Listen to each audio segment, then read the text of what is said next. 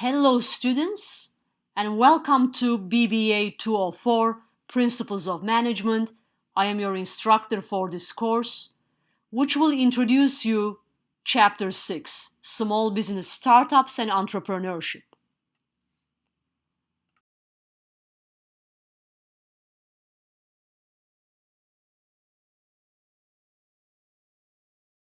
In part 2 of my lecture, I will talk about how to choose a legal structure for business startups.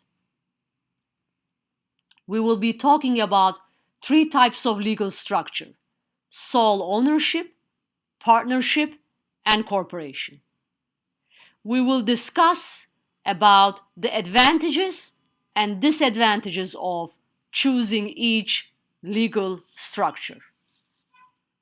Starting with the first one, sole ownership. Sole ownership is an uncorporated business owned by an individual for profit. These type of legal structures make up the majority of businesses in the United States. Sole ownership is popular because the owner has total ownership and control of the company, and there are few legal requirements for starting this type of business. However, there are also advantages. As I talk about, the key advantages are total ownership and control of the company and few legal requirements. The key disadvantages are unlimited liability.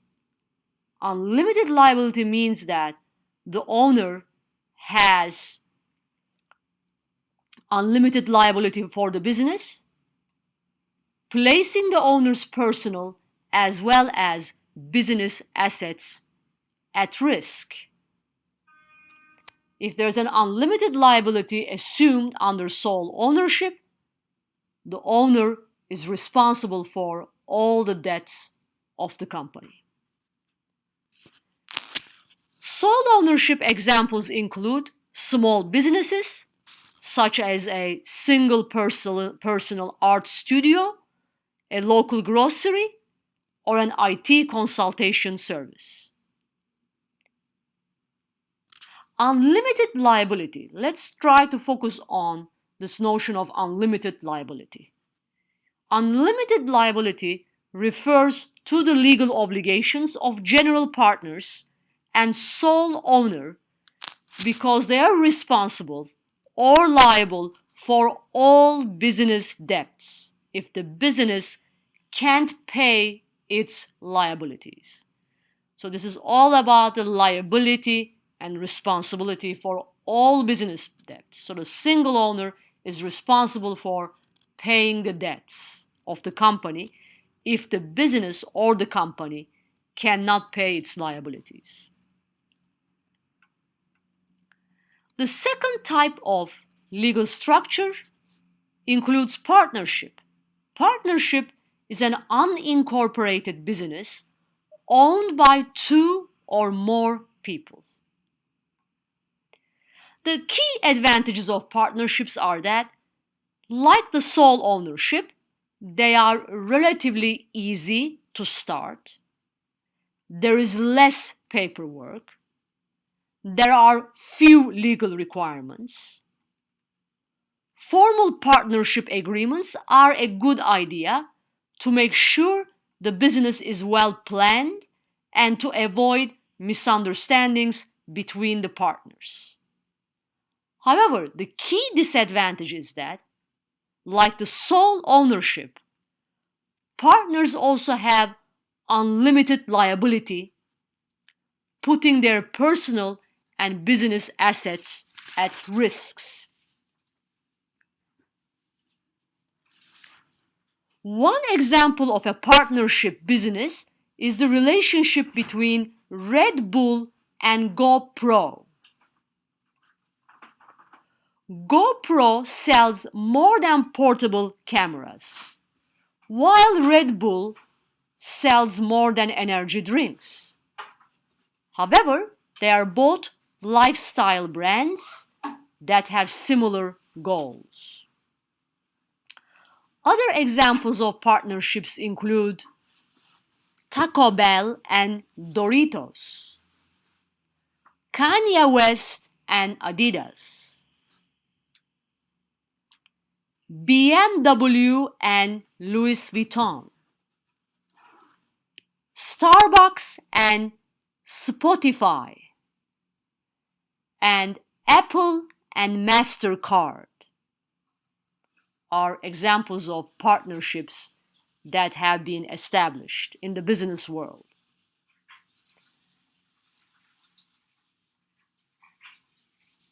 The third type of legal structure is corporation.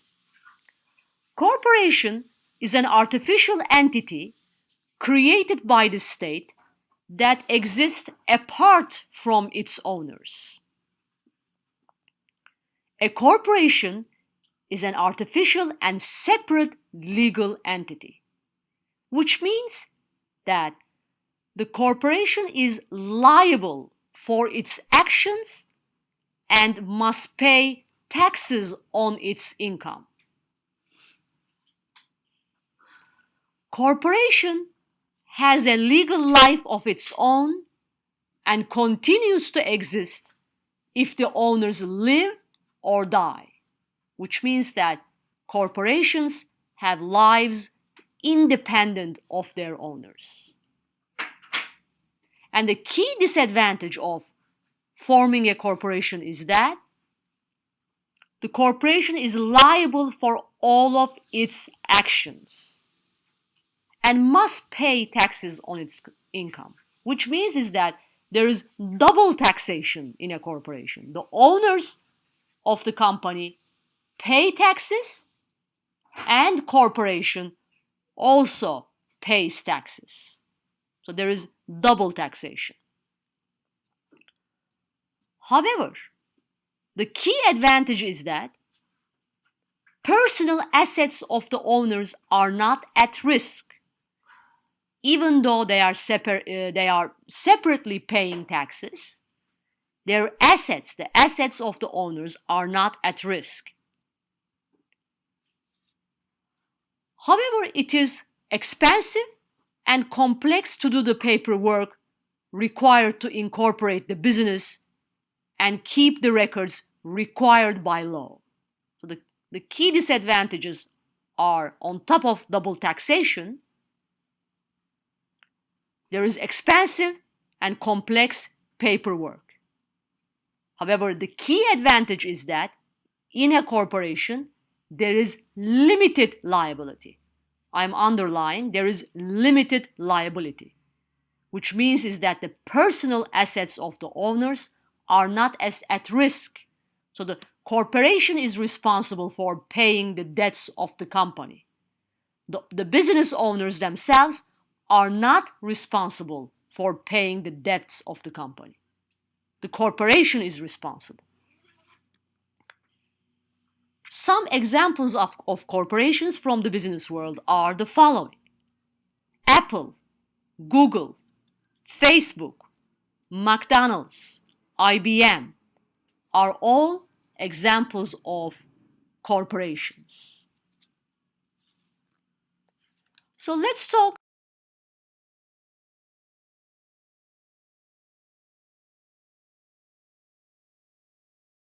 a little bit about how to arrange financing for business startups. There are two types of financing that the firms or business startups engage in. The first one is debt financing, and the other one is equity financing. Debt financing involves money that must be repaid, right? Most entrepreneurs are particularly concerned with financing the business. How to raise money for business startup? That is the question that every entrepreneur is asking. How to raise money and funds necessary to start the business. An investment is required to acquire labor and raw materials, and perhaps a building and equipment as well. The financing decision initially involves two options, as I said, two major options: whether to obtain loans that must be repaid, which is called debt financing, or whether to share ownership, which is called equity financing. Debt financing is all about borrowing money that has to be repaid at a later date. It's about borrowing money that has to be repaid at a later date. And money can be borrowed from different sources: family and friends, bank loans, finance companies, personal credit cards, wealthy individuals, and angel financing. There's a term that we need to learn: angel financing. Who are angel financiers? An angel investor or financier is an individual who provides capital for a business startup, usually in exchange for ownership in the company. Angel investors usually give support to startups at the very initial moments, and when most investors are not prepared to back them. So angel financiers are willing to invest their personal funds and provide advice and assistance to the entrepreneur to help the business get started. Don't forget, angel financiers do not provide capital for large or already established firms. They provide capital for a small business startup, usually in exchange for ownership. And these small business startups, they either cannot obtain a loan from a bank or other wealthy individuals.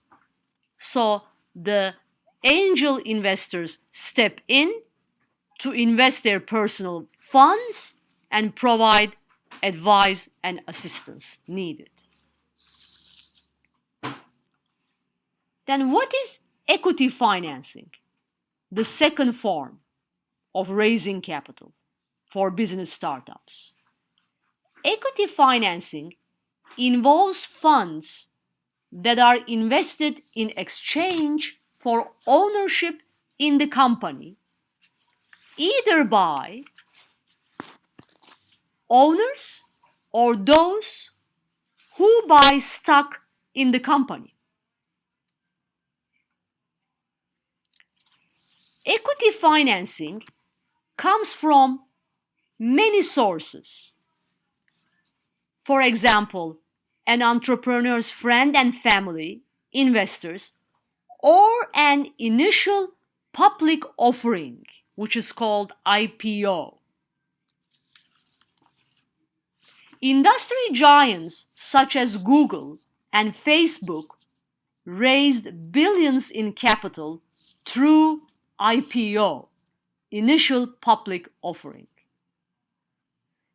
Initial public offering means that corporations get their stocks issued, sold, and traded in the stock market. Once again, IPO or initial public offering means that large corporations get their stocks issued, sold, and traded in the stock market. Some examples of equity financing. Like, how do corporations invest the money by the owners? Or how do customers purchase the stocks of the company? For instance, when a company sells shares to other investors, it gives up a piece of itself as a way to raise money to finance growth. In other words, equity financing involves the sale of common stock, but also the sale of other equity or quasi-equity instruments, such as preferred stock. There are two types of equity financing: venture capital firms and crowdfunding. Venture capital firms is a group of companies or individuals that invest money in new or expanding businesses for ownership and potential profits. Once again, venture capital firms is a group of companies or individuals that invest money in new or expanding businesses for ownership and potential profits. Venture capitalists are interested in high-tech businesses such as biotechnology, innovative online ventures, or telecommunications, because they have a potential for high rates of return on investment. In other words, venture capital firms are kind of private equity firms, with the exception that they are interested in buying businesses in high tech, such as biotechnology, pharmaceutical, innovative online ventures, or telecommunications. Crowdfunding, on the other hand, again, crowdfunding is a way of raising capital by receiving small amounts of money from a large number of investors, usually through the social media and the internet.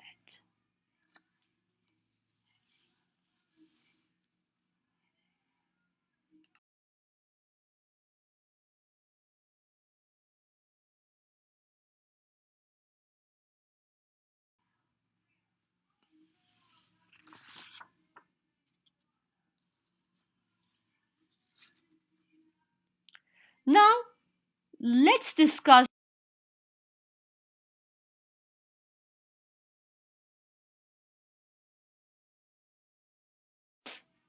the strategies for becoming a business owner. Entrepreneurs can become business owners in several different ways. They can start a new business. They might buy an existing business. They can buy a franchise or participate in a business incubator. So first, let's start with the first one. How do entrepreneurs start a new business from scratch? The first one, meaning starting a new business, is exciting to an entrepreneur who sees a new need for a product or service that has not been fulfilled before. And the entrepreneur sees the idea or dream become a reality. The advantage of starting a new business from scratch is that the entrepreneur has the ability and flexibility to design and develop the business the way she or he wants it to be. So flexibility, creativity, and independence are the key advantages of starting a new business from scratch. The disadvantage, however, is the time, money, and effort necessary to make the business profitable. The second option is to buy an existing business. Well, purchasing an existing business offers several advantages. One major advantage is the advantage of a shorter time to get started and an existing track record. Right? An established business already has an established framework, such as filing systems, a payroll tax system, and other operating procedures. However, there are several disadvantages of buying an existing business. The disadvantages are the need to pay for goodwill the owner believes exists, and the possible existence of ill will toward the business, such as bad practices, bad accounting, outdated technology, and so forth and so on. The third option is to buy a franchise, as we see in Exhibit 6.8 in the next slide. So what is franchising? Franchising is a system of distribution. Franchising is perhaps the most rapidly growing path to entrepreneurship. Franchising is a business arrangement where a firm collects upfront and ongoing fees in exchange for other firms to offer products and services under its brand name and using its processes. In other words, with the franchising arrangement, the franchisee purchases the right to distribute the product or service with the help of the owner. However, franchisee has to pay franchisor the royalty, fees associated with trademark, and sometimes rent. In the example of McDonald's, franchisor is the McDonald's who owns the brand and the company. Franchisee, on the other hand, is the business or investor who opens a McDonald's franchise. Okay? So in this scenario, McDonald's is the franchisor. And McDonald's gives the right to distribute the product or service to the franchisee who opens a McDonald's franchise. Okay? The franchisee invests his or her own money and owns the business, meaning the franchise. But he does not have to develop a new product, create a new company, or test the market. Everything, including the creation of the product, is done by the franchisor. Franchisor provides training, development, ingredients, and everything about the brand to the franchisee. And the franchisee pays royalty fees every year to the franchisor for using the product and the service. The big advantage of a franchise is that management help, training, and development are provided by the franchisor, such as product development, brand development, training and development, ingredients. However, there are disadvantages associated with franchising. The key and the biggest disadvantages are potential high startup costs, followed by monthly payments to the franchisor, and limited freedom for the franchisee to manage in his or her own way. The management style, including the interior design of the stores and everything, are provided by and dictated by the franchisor. As I said, this type of arrangement includes high startup costs. For instance, in order to open a McDonald's franchise, franchisee has to pay around $1 million startup costs. The fourth type is a business incubator. The business incubator typically provides shared office space,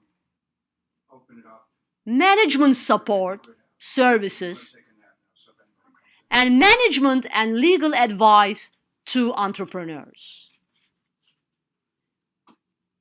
Incubators also give entrepreneurs a chance to share information with one another about local business, financial aid, and market opportunities.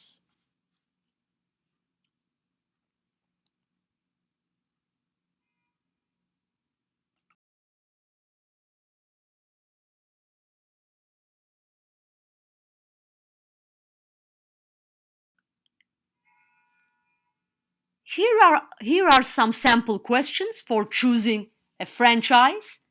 This is the list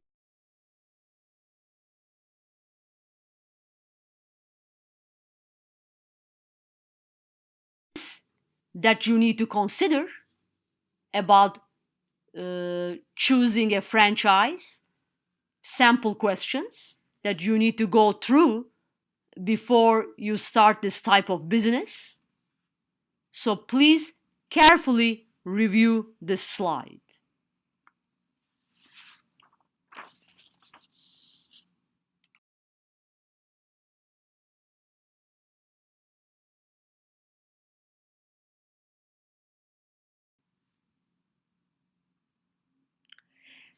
Many entrepreneurs are turning to the internet to expand their small businesses or to launch new ventures. There are several steps required to start an online business, which are highlighted below. One is finding a market niche, create a professional website, choose a domain name, build online relationships, and use the social media. In terms of finding a market niche, the entrepreneur needs to succeed in the competitive online market. Aspiring entrepreneurs need to identify a market niche that is not being served by other companies.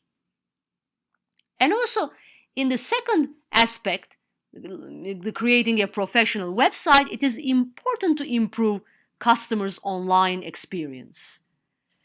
Websites should be easy to navigate, intuitive, and offer menus that are easy to read and understand. Again, the domain names should be chosen carefully and be easy to remember, pronounce, and spell. Building online relationships through the social media is very important. Social media sites have the potential to be powerful tools for small business owners. The advantages include gaining valuable feedback on products and services, building communities of loyal followers, and promoting special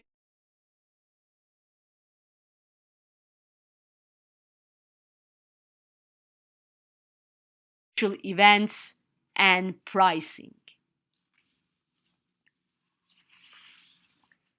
Businesses go through distinct stages of growth, with each stage requiring different management skills.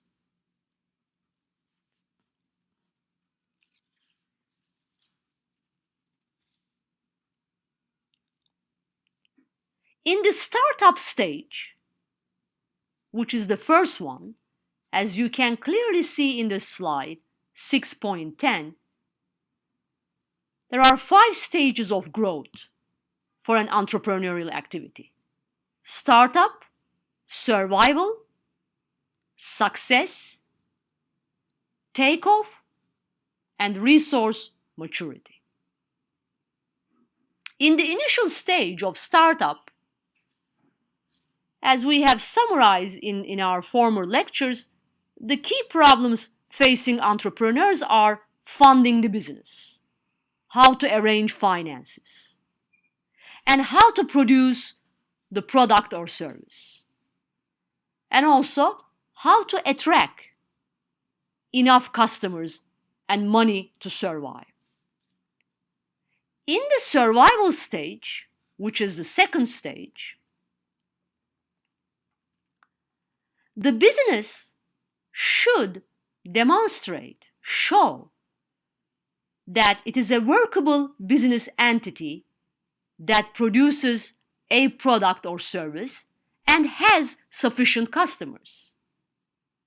The key concerns during survival are generating sufficient cash flow and making sure that the revenue exceed the expense. So that's a very important criteria for surviving the second stage of growth, that the revenue should exceed expenses. Success, the third stage. Success stage indicates that the company is solidly based and profitable at this stage. Systems and procedures are in place and they allow the owner to slow down if desired or consider turning the business over to managers. So this is during the success stage that private companies may become publicly traded companies, or they may involve more shareholders. Or maybe this is the time to turn the business from the business owners to the managers who can professionally run the company. The fourth stage is takeoff. In the fourth stage, the problem is how to grow rapidly and finance that growth. Takeoff is all about growing fast and financing the growth. The owner must learn to delegate, and the company must find sufficient capital to invest in major growth. The fifth stage is the resource maturity. At this stage, the company has made substantial financial gains, has enough maturity in terms of resources, and has the staff and workers and resources to develop detailed planning and control systems. But of course, the disadvantage of the fifth stage is that the company may lose the advantages of small size, including flexibility and the entrepreneurial spirit. So resource maturity happens when the company has enough, more than sufficient resources, and has reached a sufficient size, has become a large company, and has grown sufficiently.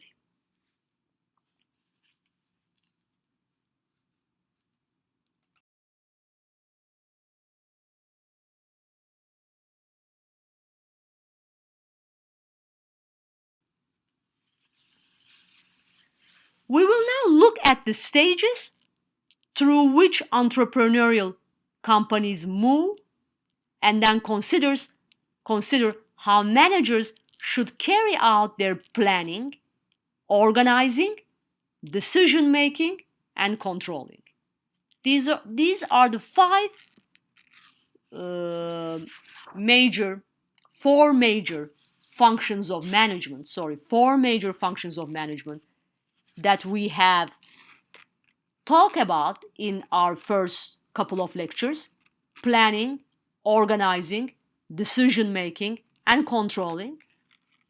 Therefore, I will not be going into details discussing the responsibilities under each function. But what you need to know at this stage is that the planning stage involves the startup stage. There has to be a formal planning during this stage, and the primary goal is to stay alive. Formal planning usually is not instituted until the success stage. The growing importance of e-business means that entrepreneurs have to plan and allocate resources for internet operations from the beginning and grow those plans as the company grows. Organizing stage is all about delegating responsibility and decentralizing authority as the business grows. Organizing happens during the takeoff and resource maturity stages, whereas planning happens during the startup stage. Organizing happens during the takeoff and resource maturity stages. As an organization grows, it may be characterized by greater use of rules, procedures, written job descriptions, form teams, policies, and divisions as required. The third stage, decision making,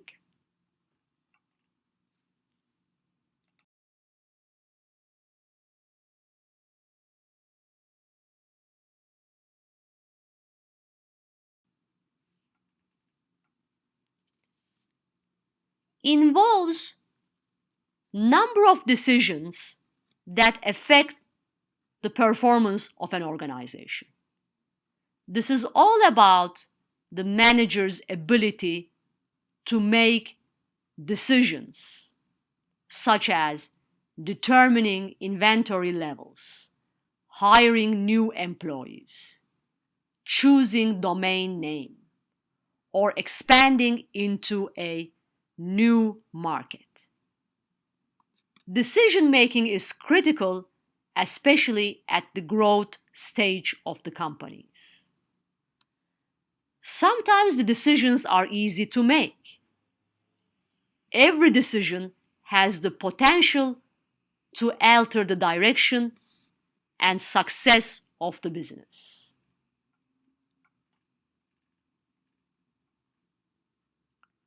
The final stage or function of a manager is the control function. Financial control is one of the most important functions, especially when a firm is growing. In the startup and survival stages, control is exercised by simple accounting records and personal supervision. By the success stage, operational budgets are in place, and the owner should start implementing more organized or structured control systems. For instance, in the startup stage, the owner can also be the accounting or finance manager. But by the success stage, the owner should start implementing more structured control systems or even hire a separate independent accounting manager who is independent of the business owner. During the takeoff stage, the company will need to make greater use of budgets, standard cost systems, and computers to provide statistical reports. These techniques will become more and more sophisticated and more complex during the resource maturity stage. We have ended this chapter 6, with the functions of management and decision-making and controlling systems. Thank you for listening to my lecture. And in the next class, we will talk about strategy, implementation, formulation, and execution, which will include the information in Chapter 8. Have a good day.